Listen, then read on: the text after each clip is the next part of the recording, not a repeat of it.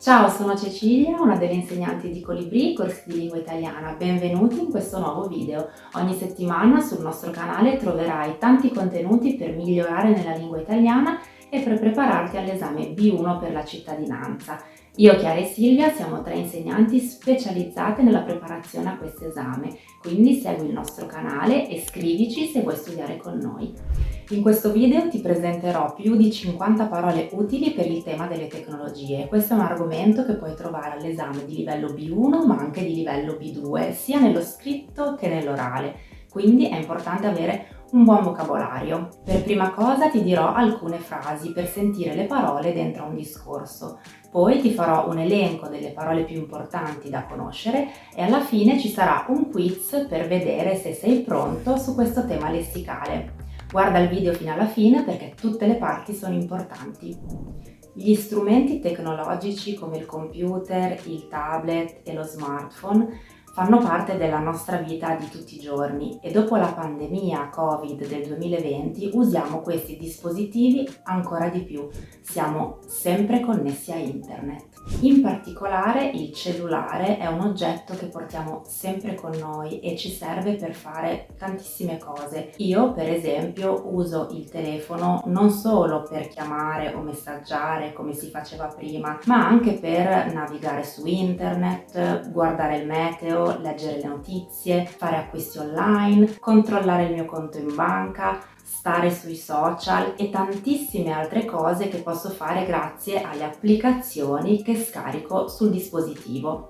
Dal 2020 poi sono aumentate moltissimo le videochiamate per lavoro o per studio.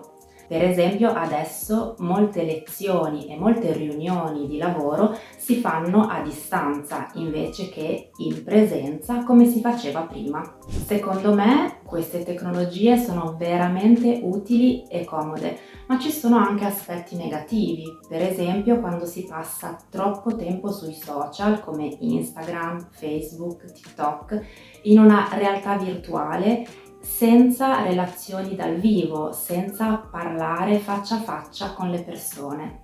Un altro aspetto negativo, secondo me, è quello della privacy, perché quando ci colleghiamo a internet e postiamo delle immagini o altri contenuti e li condividiamo, stiamo condividendo anche delle informazioni personali. Ecco adesso la lista di parole che devi conoscere per avere un buon vocabolario su questo tema.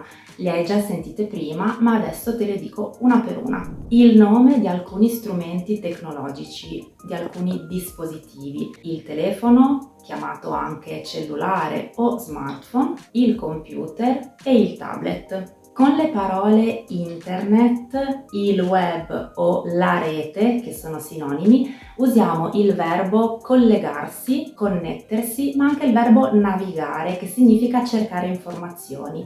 Diciamo navigare su internet, ma anche navigare in internet. Usiamo la parola online per dire un'attività che si fa connessi a internet. Fare lezioni online, fare riunioni online, fare acquisti online. Quando invece facciamo un'attività offline, non nella realtà virtuale, possiamo dire in presenza, dal vivo o faccia a faccia. Nel caso di acquisti possiamo dire acquisti in negozio. La parola social, che indica Facebook, TikTok e Instagram, è un'abbreviazione di social network, che è una parola di origine inglese. In questo tema ci sono molte parole inglesi che ti ricordo che in italiano restano invariate, significa che non cambiano al plurale.